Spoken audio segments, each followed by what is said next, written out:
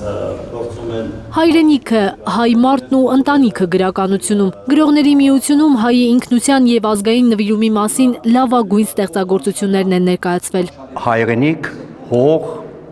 հավատք և մշակույթ մեկ ամբողջություն կկազմեն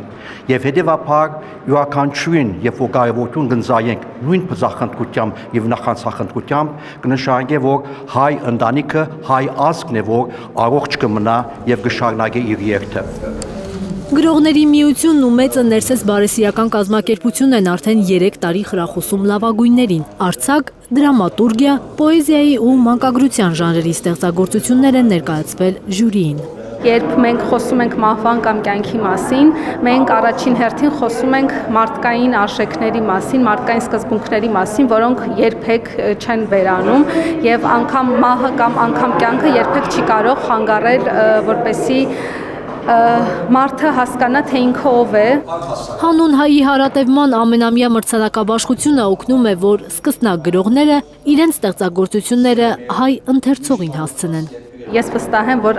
այնպես որ վերնագիրն է, այդպես նաև ինքը հարատև է լինելու եւ շարունակելու է անընդհատ նոր գրողների բացահայտել, նոր ստեղծագործություններ, նոր ժանրեր։ Զարուհի Սահակյան, Հայկ Ավանեսյան, Առաքել Օհանյան, Հայլուր։